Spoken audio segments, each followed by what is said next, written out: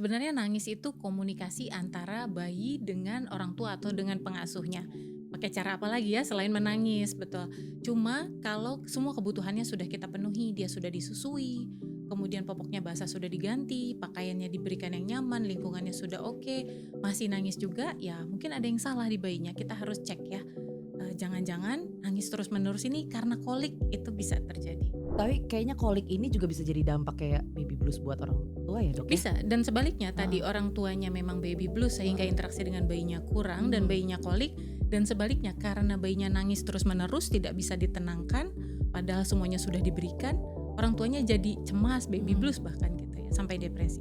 Ada penelitian anak-anak ya yang minum ASI, ada 220 bayi minum ASI mengalami kolik. Ada suatu penelitian jika dia diberikan probiotik strain yang khusus, maka akan mengurangi durasi menangisnya.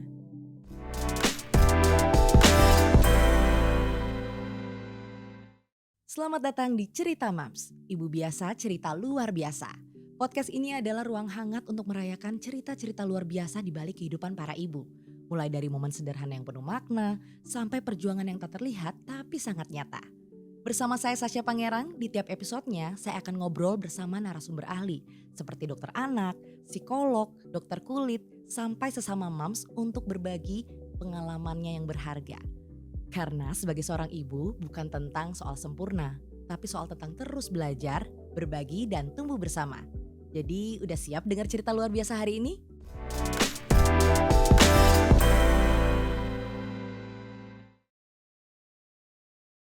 Selamat datang di Cerita Mams, Ibu Biasa Cerita Luar Biasa.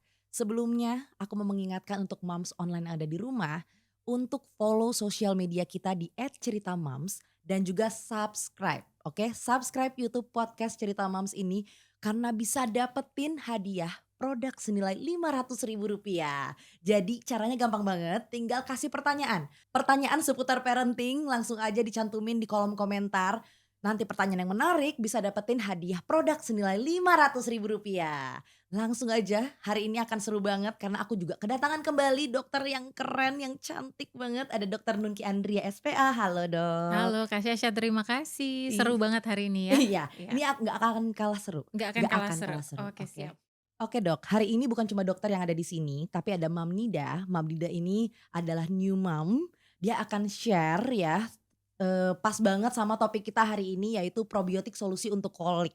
Oke. Oke, jadi nanti dia akan cerita langsung bagaimana pengalaman dia sebagai new mom. Oke dok, Oke, kita siap. langsung sapa. Halo Mam Nida, Halo Kak apa Sasha, kabar? alhamdulillah baik. Salam kenal Kak Salam Sasha dan juga kenal. Dokter Iya, Nungki. salam Seneng kenal. sekali saya Mhm. bisa diundang di podcast hari ini. Sama-sama, ini seneng banget juga pasti moms online di rumah ada yang relate mungkin, new Mhm, moms mhm. kayak Mam Nida. Karena Mam Nida ini baru punya anak usianya 7 bulan. 7 bulan. Iya. Jadi lagi seger-segernya baru MPASI dok. Iya, Iya. baru Lagi mulai peralihan dari ASI ke MPASI. Jadi Nah, memulai perjuangan yang baru gitu ya. iya. Boleh di-share Mams ceritanya gimana? Oke, jadi Mhm. masa menjadi ibu pertama kali gitu ya dan new parents gitu ya bagi aku dan suami aku itu ada sih beberapa masa yang sangat berjuang banget gitu, terutama di awal masa pemulihan dari aku persalinan. Mhm. Itu aku ngerasa kayak baby aku tuh sering banget nangis yang aku tuh nggak tahu penyebabnya itu apa gitu. Oke. Jadi nangisnya itu lebih sering emang di sore hari ke malam hari gitu ya, di masa-masa ketika aku sama suami itu mau istirahat gitu ya, dan itu cukup mengganggu istirahat kami yang mengakibatkan kita jadi lebih sering begadang gitu ya. Ternyata oh gini ya, jadi orang tua itu ternyata selain harus mengasihi, kita juga harus begadang juga. Ternyata bingungnya di situ sih. Nah, kita tuh udah coba segala cara, ini kenapa sih baby aku nih, nyari-nyari lah di media sosial gitu ya, ngelihat-ngelihat konten-konten dari dokter-dokter. Ya. Ini kenapa sih baby aku, udah dicoba segala cara, dicek popok lah, dicek masih lapar apa enggak sih, aku kasih ASI terus gitu kan. Terus sampai gumoh-gumoh gitu kan, sampai kepenuhan yang padahal katanya lambungnya masih kecil, ternyata masih enggak better juga gitu. Bahkan sampai ada yang bilang ini kayaknya digangguin makhluk halus deh gitu kan. Ini serem. Jadi kayak karena jadi orang tua baru, hal-hal yang kayak gitu tuh kita terima aja Iya, gitu. iya, iya. Info-info yang belum tentu valid itu kita terima aja. Jadi pada Gitu. intinya new mom itu banyak yang bingung ya dok ya. Iya, iya. Nangis terus nih kenapa sih? Iya, Gitu. betul.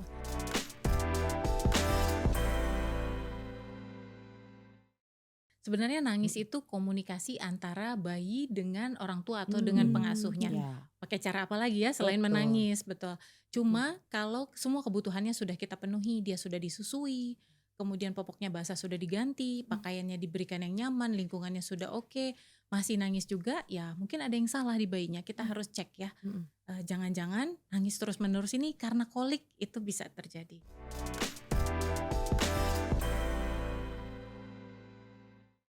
Oh, kolik nih. Kolik ini juga istilah yang benar-benar baru ditemukan ketika kita udah menjadi seorang ibu. Betul. Jadi ibu Kolik. banyak istilah baru yang harus Heeh. dipelajarin gitu ya. Salah satunya kolik. Kolik, Kolik itu apa dok? Oke, Mm. jadi ada suatu keadaan pada bayi kurang dari 5 bulan Mm-mm. di mana bayinya menangis ya, irritable terus-menerus tanpa sebab yang jelas, tidak bisa dihentikan dan orang tua atau pengasuh tidak tahu sebabnya apa. Kadang sampai bikin orang tua cemas, depresi karena dikaitkan dengan berbagai hal ya, apakah ini bayinya sakit atau tadi suka dibilang apa ini diganggu makhluk halus seperti itu. Padahal itu suatu kolik infantil. Gitu. Oke, kolik infantil itu berarti wajar buat bayi newborn apa gimana dok? Oke, tidak semua bayi mengalami Mm-mm. ya. Paling sering disebabkan oleh belum matangnya saluran cerna pada bayi atau sebab lain misalnya dia alergi protein susu sapi atau ada penyakit gastroesophageal reflux. Jadi dia muntah terus, itu bisa menyebabkan kolik juga. Oke, apakah ada kayak durasi lamanya misalkan tadi nangis gitu ya?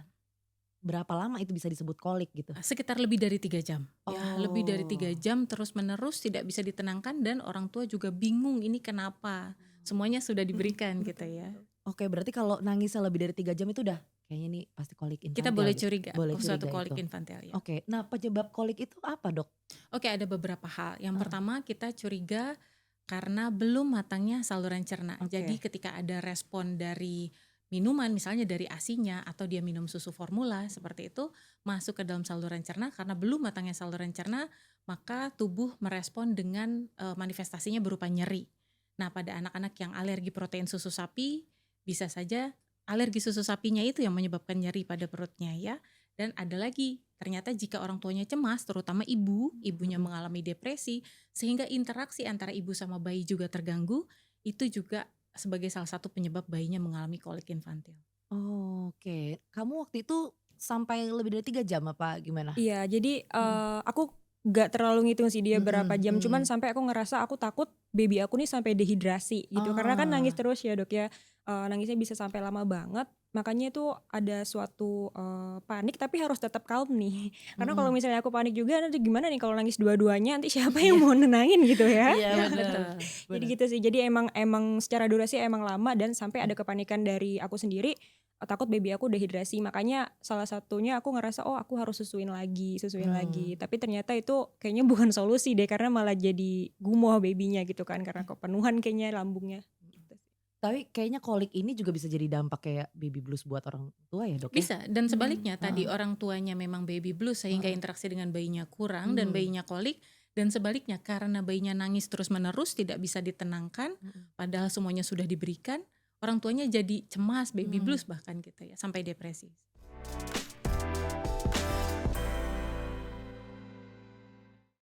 Ya, aduh itu jangan sampai ya sebenarnya ya. Iya. Berarti kita juga sebagai orang tua jangan panik ya dok ya. Nah, kalau dampak negatifnya untuk bayi yang kena kolik tuh apa dok? Oke, jadi pertama kita pastikan dulu koliknya adalah kolik infantil, bukan karena suatu sebab lain. Ada yang namanya alarm sign ya, jika bayi sakit perutnya karena regurgitasi, karena penyakit gastroesophageal reflux, misalnya bayinya muntah terus-menerus, berat badannya tidak naik, perutnya kembung, terus posisinya melengkung ke belakang seperti busur, dia tampak betul ada problem gitu ya. Nah itu harus diatasi, dia memang sakit dan bukan kolik yang pada anak yang sehat-sehat aja seperti itu harus diatasi penyakitnya. Atau jika koliknya karena alergi protein susu sapi, masuknya protein susu sapi ke tubuhnya anak menganggap itu suatu alergen, muncul ruam merah di pipinya, kemudian dia buang air besar berdarah, berlendir, maka harus disingkirkan penyebabnya si susu yang menyebabkan alergi tadi.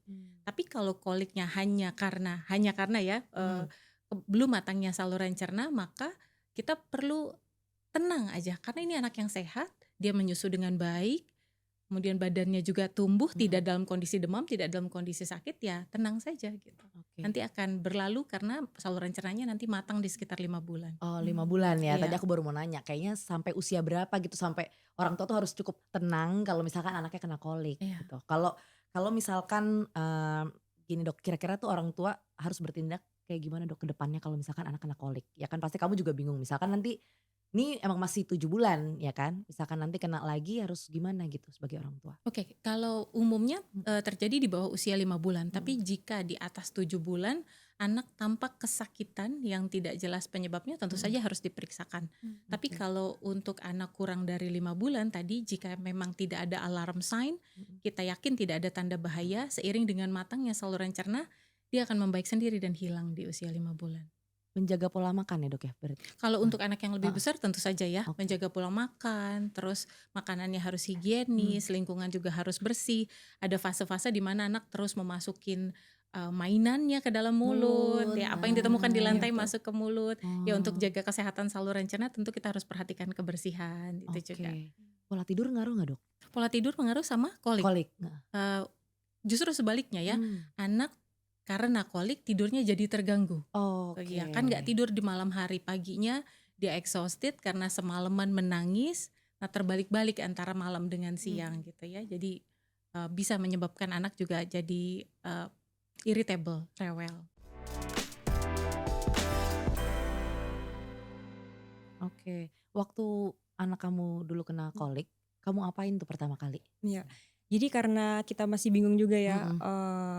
hal-hal yang kita cari tahu itu ya kita baca di media sosial, itu kan ada salah satunya kayak pijat ilu gitu Ah, ya, terus iya. oh mungkin kembung nih baby Mhm. aku gitu kan, terus jadi aku pijat ilu, terus aku coba ya basic-basic aja sih, dicek diapersnya, kemudian dicek suhu ruangan ini apakah kedinginan apa gimana gitu ya, terus juga ada yang bilang tuh di kakinya digoyang-goyangin kayak mengayuh sepeda, itu Iya. sih hal-hal seperti itu yang pada umumnya yang mungkin moms lain juga lakukan. Oh, kamu lakuin itu ya? Aku lakuin itu dan ya yang terjadi adalah misalnya baby aku kembung ya ternyata dia keluarin gasnya Gas. gitu. Tapi ternyata di beberapa waktu kemudian dia masih lanjut nangis lagi. Oh, berarti Ah, bukan karena gas. Terus ah. karena apa dong? Gitu kan. Ya. Jadi bingung lagi gitu. Nah, tipsnya Dok, buat parents yang bingung nih untuk nanganin kolik bayi biar nggak ada dampaknya gitu. Oke, baik. Kalau kolik infantil, Mhm. yakinkan dulu bahwa ini suatu hal yang akan hilang seiring dengan kematangan saluran cerna. Oke. Jadi orang tua harus sadar ini bayi sehat, tidak sedang sakit, cuma ini suatu fase seperti itu ya. Kemudian boleh dibedong yang ringan, tidak terlalu ketat, diayun-ayun, diajak menyanyi dengan suara yang lembut. Kemudian bayinya dimiringkan ke kiri supaya posisi lambung berada di bawah, menyentuh perut ibu seperti itu. Baru tahu loh aku. Ya, dan dia boleh menghisap ya misalnya sambil disusui itu seperti itu.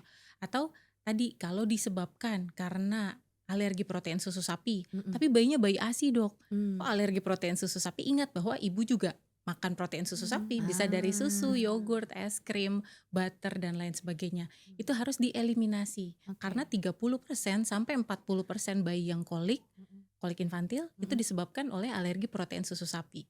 Walaupun dia tidak minum susu sapi, minumnya ASI. Nah, apalagi jika bayi yang minum susu sapi atau susu formula ya, itu juga harus dievaluasi. Jika memang dia alergi protein susu sapi, kita perlu mengganti susunya dengan yang terhidrolisat ekstensif. Jadi lebih nyaman di saluran cerna bayi. Nah, beberapa evidence menyatakan bahwa probiotik dengan strain tertentu juga berdampak baik untuk kolik infantil.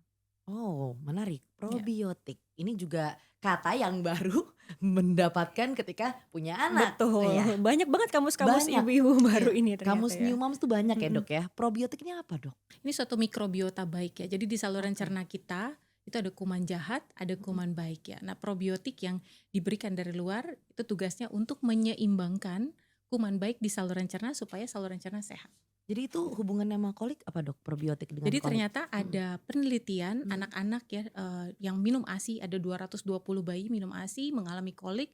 Ada suatu penelitian jika dia diberikan probiotik strain yang khusus, maka akan mengurangi durasi menangisnya. Oh, itu dengan probiotik bisa Meringankan ya meringankan. koliknya. Oke, berarti kaitannya nih anak yang baru lahir, berarti bisa dikasihkan probiotik? Boleh, boleh, aman. Aman ya? Iya. Dari baru lahir pun Dari aman? baru lahir boleh. Terutama bisa juga seperti ini. Bayi-bayi risiko tinggi, misalnya dia masuk ke NICU, kemudian mendapatkan antibiotik. Intinya ada saluran cerna, ada masalah pada saluran cerna di awal kehidupan ya.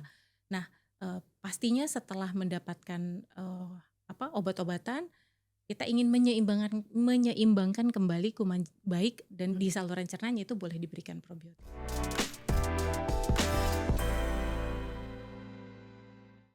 Oke, ini menarik karena tadi ngomongin masalah bakteri gitu ya, bakteri atau kuman baik itu boleh spill dikit gak sih dok, jenis bakteri apa yang aman dan ada manfaatnya buat koleksi bayi? Oke, untuk kolik infantil yang ada evidence-nya adalah Lactobacillus reuteri. Jadi bisa diberikan untuk bayi yang kolik infantil. Oke, itu namanya ya dok? Iya, diberikan selama 3 minggu berturut-turut dan dilihat apakah ada respon yang baik setelah pemberian probiotik. Oke, berarti itu bisa dilakukan mencari probiotik yang ada kandungan Lactobacillus reuterinya. Oke, dicatat ya Mams ya. Itu penting banget karena itu adalah berarti bakteri baik yang bisa digunakan Iya. untuk apalagi bayi yang kena kolik. Nah, Iya. apakah kena kolik aja baru konsumsi itu atau bisa? Oke, kalau probiotik aman dan boleh digunakan jangka panjang juga. Jadi silakan aja untuk menggunakan. Oke, dan itu sebenarnya anak kamu usia 7 bulan 7 bulan. sekarang. Sampai 7 bulan pun masih nggak apa-apa dok? Boleh, cuma ya tentu saja boleh sambil didiskusikan dengan dokter ya, perlukah diberikan dan berapa lama pemberiannya. Iya. Oke. Kebetulan anak aku juga emang apa ya, karena kan sempat ngeliat-liat juga banyak juga nih dokter-dokter di media sosial tuh sempat ngebahas tentang edukasi mengenai Lactobacillus reuteri itu sendiri, ataupun cerita dari moms-moms di luar sana gitu ya, kayak misalnya kita lagi buka media sosial suka ada yang sharing nih anak aku kolik, di komen-komen tuh suka banyak yang saranin coba pakai yang ada kandungan Lactobacillus reuteri gitu. Jadi aku juga baru kenal-kenal gitu dari komenan itu, dari media sosial, sampai akhirnya ternyata DSA aku juga di satu masa tuh memberikan juga resep untuk probiotik yang ada kandungan Lactobacillus reuterinya di situ sih. Jadi emang bagus untuk saluran pencernaan gitu. Jadi dari media sosial ternyata DSA pun juga menyarankan. Oke, nah ini kan kebetulan ada DSA juga ya di sini ya, dan juga menyarankan maksudnya nggak apa-apa, boleh. Ya, boleh digunakan. Oke, cukup sharingnya tadi menjawab. Apakah ada pertanyaan lain mau di-share Mams Nida? Iya, mungkin sedikit ini sih Dokter Nunki gitu ya. Jadi kalau misalnya aku sendiri kan sebagai mam mungkin saat itu sempat mendapatkan informasi, oh ini ternyata babynya kolik gitu kan, walaupun memang agak sedikit telat gitu ya dok ya, pas udah lewat masa koliknya, oh ternyata aku baru tahu kalau baby aku tuh kolik. Dan bagaimana sih dok kalau misalnya ada banyak juga nih moms-moms di luar sana yang mungkin juga sebagai new moms yang ternyata tuh baru tahu kalau babynya itu kolik dan tidak mendapatkan penanganan yang tepat di awal gitu, atau kalau di sini konteksnya mungkin tidak mendapatkan probiotik gitu kan. Nah itu apakah ada dampak jangka panjangnya atau seperti apa dok, atau ada hal yang harus di upaya preventifnya gitu lah dok sebagai moms? Kalau untuk di saluran cerna anak, jika kolik infantil saja ya, tidak ada penyakit penyerta yang lain, tidak ada alarm sign yang tadi, maka akan resolve. Jadi bayi tumbuh normal seperti biasa setelahnya. Tidak ada yang perlu dikhawatirkan, tapi pemberian nutrisi yang adekuat, tentu saja makanan yang bergizi dan lingkungan yang sehat tetap perlu kita sediakan. Untuk lanjutan ke depannya, pemberian makanan yang bergizi sambil terus diawasi apakah seiring dengan bertambahnya usia anak ada gejala-gejala saluran cerna yang lain atau tidak. Masih sering sakit perut kah, lebih mudah diare atau lebih mudah muntah, sembelit dan lain sebagainya. Nah kalau ada keluhan di kemudian hari perlu segera diberikan penanganan supaya tidak problemnya tidak bertumpuk-tumpuk seperti itu. Ya, sembelit juga gitu ya, karena ternyata pas di masa MPASI pun babynya juga ada masalah lagi di pencernaannya ya dok ya, selain ada kolik ada masalah lagi di pencernaan yaitu sembelit. Kenapa sih? Ternyata setelah cari tahu salah satunya peralihan tadi gitu ya dok ya, dari peralihan ASI dari ke MPASI ya. Iya, ya namanya juga kan bayi ya awalnya ASI aja gitu cair, cair doang. Tiba-tiba ada makanan bentuknya berbeda gitu, berarti itu seharusnya kalau kita konsisten juga mungkin minum probiotik atau Iya. kita menjaga asupan makanan yang sehat itu bisa menghindari adanya kolik lagi ya dok ya? Iya. Oke, cukup membantu dan terjawab Iya. ya Mam Nida ya. Selanjutnya mungkin ini ada moms online yang Oke, akan bertanya. Seperti biasa akan bertanya apakah dia yang akan menjadi pemenang kita belum tahu. Tapi kita akan membacakan pertanyaannya. Ini ada dari @Niluh Martini. Untuk dokter mau nanya seputar probiotik untuk anak umur 2 tahun. Apakah asupan probiotik cukup hanya dari makanan saja apa tetap diimbangi probiotik dari luar makanan dok? Oke, di atas 2 tahun ada 4 kelompok makanan yang penting dikonsumsi, karbohidrat, Mm-mm. protein, lemak, kemudian kelompok buah dan sayur.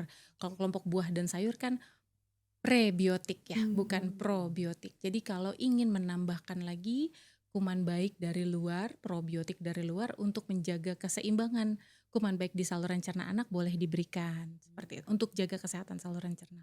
Oke, berarti tadi pertanyaannya bisa ditambah dari luar makanan bisa Boleh iya. boleh. Oke. Semoga terjawab Niluh Martini. Selanjutnya ada pertanyaan lagi dari Moms Online ini dari Pujian Nervin. Oke, halo Mins, kenalin aku Momi Ervin. Halo Momi Ervin, aku mau bertanya, apa yang terjadi ketika anak saat tidur di waktu jam malam, terus anak tiba-tiba menangis?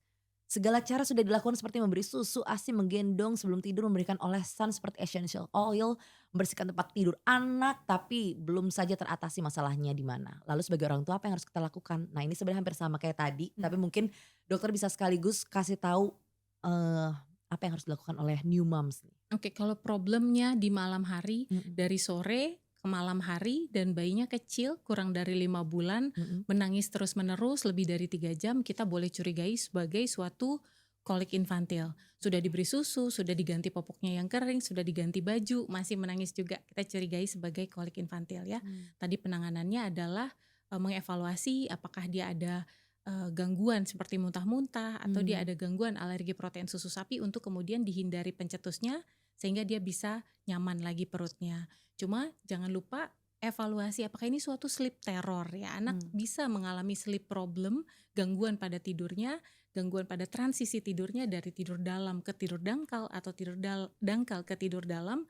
Terus akhirnya dia menangis seperti itu gitu ya. Jadi dicari tahu dulu, tergantung usianya biasanya. Oke, ini berarti kita tadi belum terjawab juga sebenarnya sih Mbak Puji ini, Mams Puji ini anaknya umur berapa Oh ya iya, anaknya sebenarnya usia ya? berapa Usia tergantung. berapa? Tergantung, jadi emang harus dilihat dulu kalau misalnya Betul. emang di bawah 5 bulan harus Curigai sebagai dicurigai kolik infantil. Oke, semoga terjawab Mams Puji. Dok, kalau misalkan sakit perut tadi ngomongin sembelit lah, ada ya pokoknya sakit perut anak gitu ya Dok ya, itu ada faktor keturunan gak sih Dok? Oke, saluran cerna anak itu di dalamnya ada kuman jahat, ada kuman baik, ada Oke. mikrobiota.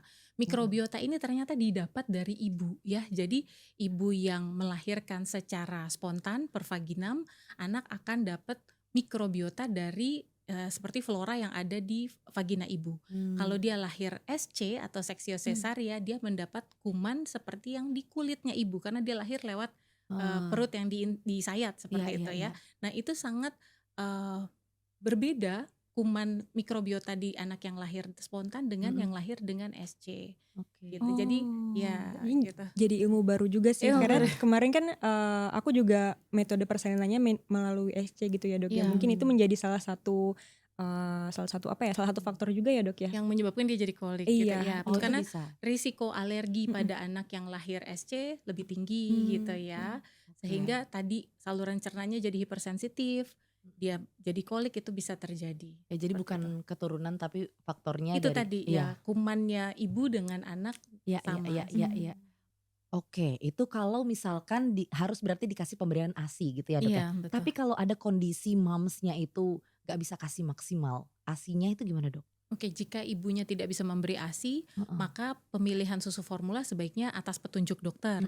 Misalnya dokter memberikan formula terhidrolisat parsial dan bayinya tidak alergi susu sapi, maka bisa menggunakan formula terhidrolisat parsial dan menambahkan probiotik dari eksternal seperti itu ya. Tapi kalau misalnya ada alergi susu sapi, tentu saja susunya juga harus spesifik diganti menjadi susu untuk alergi, misalnya terhidrolisat ekstensif atau asam amino. Nah itu perlu dikonsultasikan dengan dokternya. Oke, itu kalau misalkan yang tidak bisa dapat ASI. Kalau nggak bisa juga susu formula gitu dok? Ya macam-macam, ASI donor misalnya nomor 1 Hmm. sebenarnya untuk bayi kurang dari 6 bulan pilihannya adalah ASI donor. Hmm. Cuma donor itu syaratnya harus lengkap ya, jadi bukan Oke. bukan karena jenis kelamin bayinya sama atau Hmm. ini tantenya, ini sepupu Hmm. mamahnya lalu ASI-nya diberikan ke bayi, tidak seperti itu. Jadi si ibu tidak boleh ada penyakit menular, HIV, sifilis, hepatitis B, hepatitis C, pasangan seksual si ibu ya, ayah donor juga tidak boleh ada tatonya, tidak merokok, dan juga tidak ada penyakit menular lainnya seperti itu. Kemudian bayinya si ibu donor harus berusia kurang dari 6 bulan supaya nutrisinya juga masih sesuai sama ibu bayi yang menerima, sama bayi yang menerima, Iya, kayak iya, gitu iya. ya. Belum lagi yang lain-lain ya, ada Oke. penapisan selanjutnya. Apakah ibu donor minum obat, Hmm. minum menggunakan obat-obat yang sifatnya hormonal dan lain sebagainya. Iya itu lapisannya banyak ya dok Iya ya kalau betul, misalkan donor ya dok ya berarti. Tapi betul. selain misalkan memang ASI-nya tidak maksimal, tidak bisa dikasih ASI, bahkan sufor juga misalkan alergi atau tidak bisa, probiotik pun bisa ya dok berarti? Probiotik menambahkan karena tadi dari Hmm. susu formula misalnya tidak ada probiotik, jadi Mm-mm. bisa ditambahkan dari luar sebagai suplementasi. Oke. Mm. Terima kasih Ya dokter. sama-sama. Sebelumnya aku akan umumkan dulu dok, ini ada moms online yang berhak mendapatkan hadiah produk senilai Rp500.000. Siapakah dia? Karena kali ini ada 2 orang. Wow, tahu Wow, gitu kamu mau juga ikutan? ya gitu ya. Iya, aku juga. Aku dari kemarin pengen ikutan tapi aku nggak menang-menang ini. Oke, kita umumkan. Selamat untuk mom @Niluh Martini dan @Pujianervin. Selamat moms. Moms berhak mendapatkan hadiah produk senilai Rp500.000. Jangan lupa untuk para moms yang juga pengen dapetin, gampang banget caranya. Jangan lupa follow sosial media kita di @ceritamoms, subscribe juga YouTube podcast Cerita Moms nih, subscribe sekarang dan kasih pertanyaan untuk para narasumber yang nanti akan datang menjadi bintang tamu di sini. Pertanyaannya seputar parenting pastinya, pertanyaan yang paling menarik bisa mendapatkan hadiah produk senilai Rp500.000. Seru, terima kasih sekali Mam Nida, terima kasih Dok Terima Nunki. kasih Kak Kalau Sasha. misalkan mau ketemu Dokter Nunki bisa di rumah vaksinasi Ciledug ya Dok Iya ya? betul. Oke, ini spesialis anak, nanti aku mampir-mampir ya Dok, kebetulan Siap kan deket ditunggu ya Dok, Kak Bintaro Syasha, ya Dok iya. ya. Terima kasih Dok, mungkin ada yang mau disampaikan sebagai penutup kepada moms, apalagi tentang probiotik, masalah kolik pada bayi ini gimana? Oke. Mhm. Untuk orang tua yang punya bayi kurang dari 5 bulan dan menangis terus-menerus tanpa sebab yang jelas, jangan lupa dipikirkan mungkinkah itu suatu kolik dan pastikan jika memang bayinya sehat, tidak dalam keadaan demam, tidak ada muntah, tidak ada ruam, semuanya baik-baik saja dan dia tumbuh dengan baik, maka tenang ya. Ayun, berikan kasih sayang, nyanyikan, kemudian boleh dibedong. Nanti seiring dengan matangnya saluran cerna di sekitar usia 5 bulan, kondisi tersebut akan membaik. Oke, terima kasih Dok. Selanjutnya Mam Nida nih, mungkin ada yang mau disampaikan kepada moms online yang mungkin sama nih fasenya lagi kayak Mam Nida gitu, yang dulu pernah kolik anaknya terus nangis-nangis, kasih semangat boleh? Iya, sepatah dua patah kata gitu Iya, kali ya. heeh. Iya, jadi semangat untuk para moms di luar sana yang mungkin baru menjadi ibu ataupun yang terus menjadi ibu, karena menjadi ibu itu adalah suatu fase baru yang memang akan kita lewati gitu ya. Walaupun kita adalah mungkin ibu-ibu yang biasa, percayalah setiap hal yang kita lakukan yang mungkin memiliki cerita luar biasa itu akan memberikan dampak yang luar biasa bagi anak dan keluarga kita. So sweet jadi mau nangis tuh. Kita tuh luar biasa gak sih? Kita luar biasa. Kamu tuh luar biasa Mams. Jadi terima kasih banyak untuk Mam Nida, terima kasih Dok. Terima kasih banyak sudah sharing insight-nya luar biasa. Semoga bermanfaat untuk Moms online yang sudah menonton di rumah. Dan bisa lebih bermanfaat lagi kalau Moms follow sosial media kita di @ceritamoms dan subscribe YouTube podcast Cerita Moms, karena kalau misalkan moms follow dan subscribe dan kasih pertanyaan yang menarik untuk narasumber kita nanti berikutnya, bisa dapetin produk senilai Rp500.000. Jadi jangan sampai lupa untuk kasih aja pertanyaan seputar parenting ya. Ditunggu ya guys ya. Terima kasih sekali lagi. Kita tuh aku tuh mau menyampaikan bahwa menjadi ibu itu emang gak mudah. Tapi yakin kita tuh gak sendiri. Sampai ketemu di podcast Cerita Mom selanjutnya. Dadah.